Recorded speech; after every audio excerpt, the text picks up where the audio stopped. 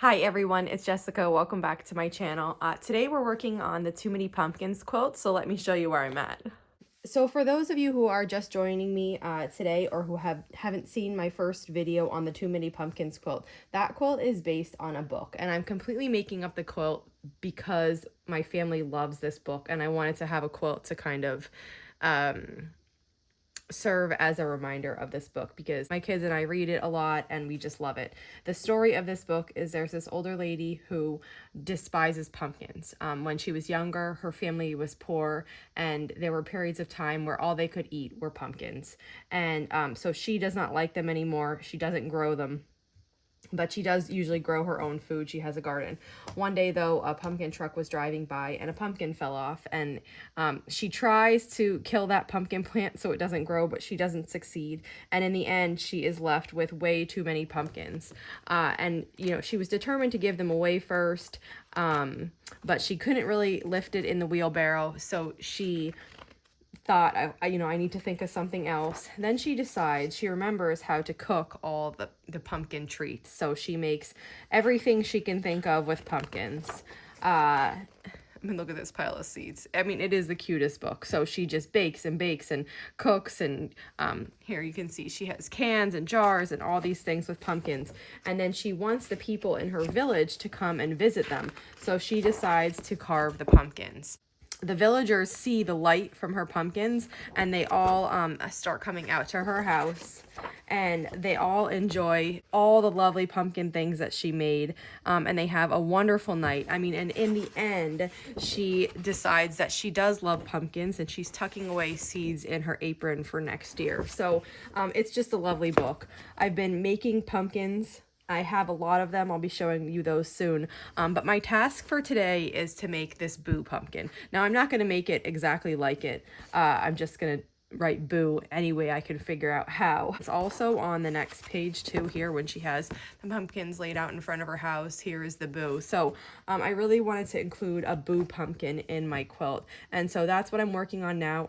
I don't have a pattern. I'm just kind of going off the cuff for the letters, and then I'm going to plug the letters that I make into this foundation paper piece pattern that I drew up on my computer for the actual pumpkin shape. So I'm kind of playing around with this. I hope they're going to fit, but I don't really know, so let's try to work on those. These letters have really been making me struggle. So I've tried a couple times on the computer drawing them up, and they looked good, so I finally went ahead and made them, and they're too big. So now I'm going to start over, and what I'm doing this time is I have my foundation paper piece pumpkin, and this white spot is where the letters are going to go. Now, originally I was going to foundation paper piece the letters, and then I just decided I didn't want to do that.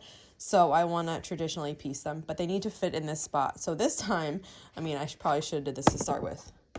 I measured this, so I know exactly what size I need, and I'm going to use EQ8, which is the program that I use to design my quilts in, and I'm going to make a block that's exactly this size, and then I'm going to draw the Boo into it, and then I should be able to get accurate measurements, so fingers crossed.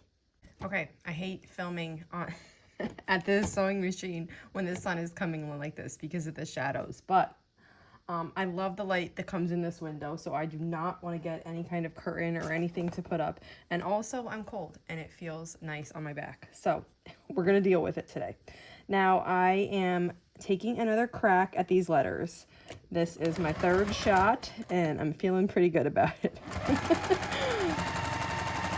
I'm basically just using stitch and flip corners to kind of make the letters look more rounded without actually having to do foundation paper piecing or anything like that. So this one's going to be the letter O, and it's going to look like that.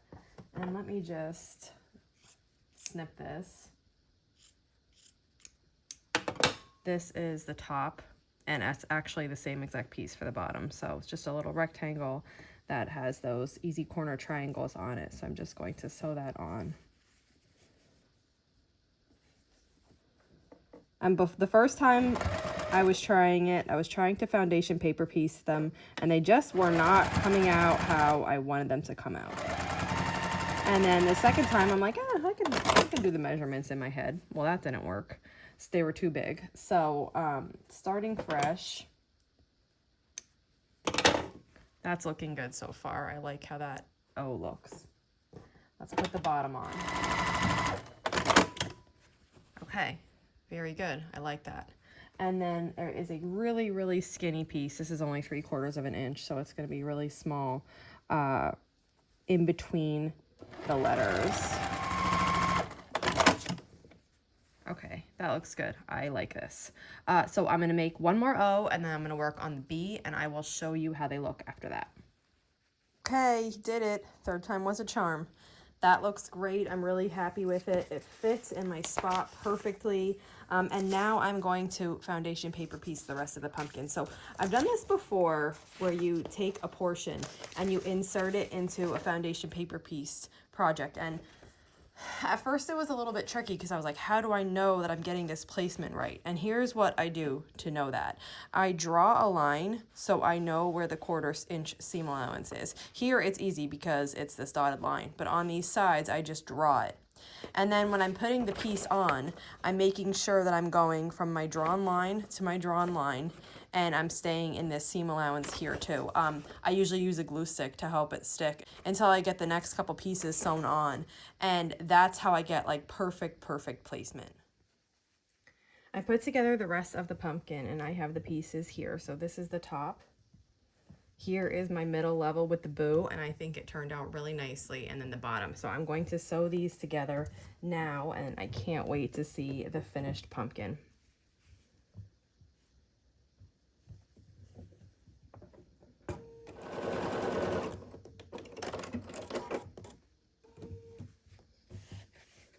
Here's the top. The middle, oh, it's cute. And then we just need to add one more strip, that's the bottom.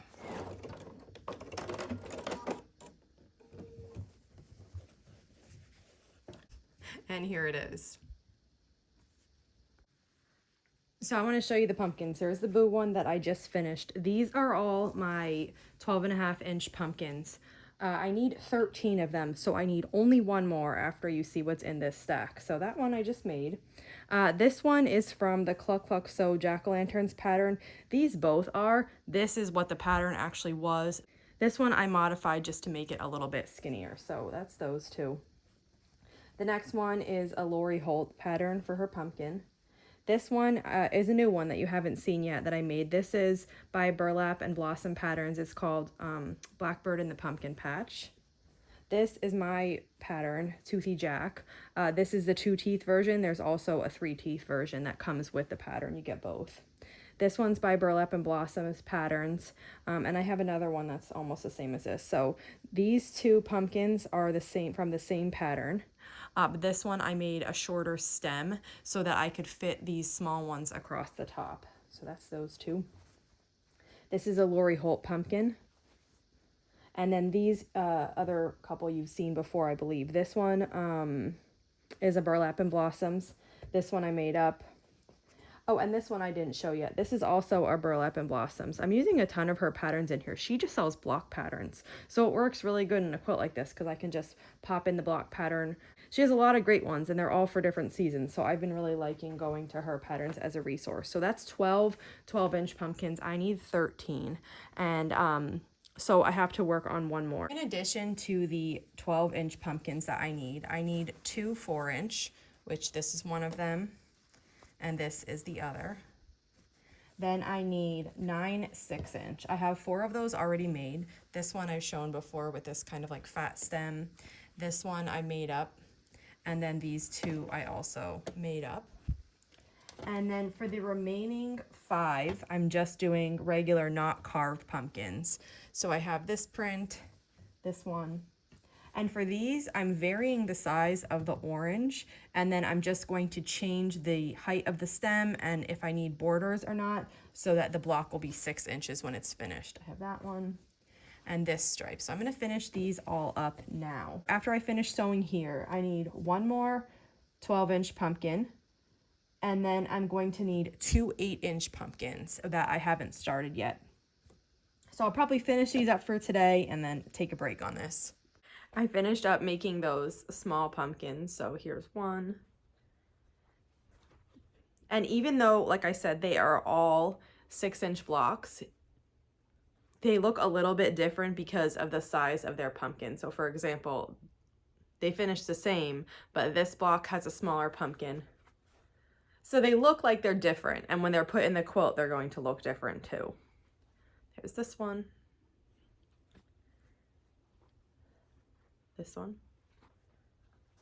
And this was the last plain one that I made. And then like I showed you before, I have all my other 6-inch ones here. These are mostly supposed to be carved, but there is one not. And then I finished the little 4-inch ones that I needed as well. So the next step is to do the last 12-inch pumpkin and then to figure out the skyline area of the quilt. So I'll be thinking about it. Thanks for joining me today, and I'll see you back here soon.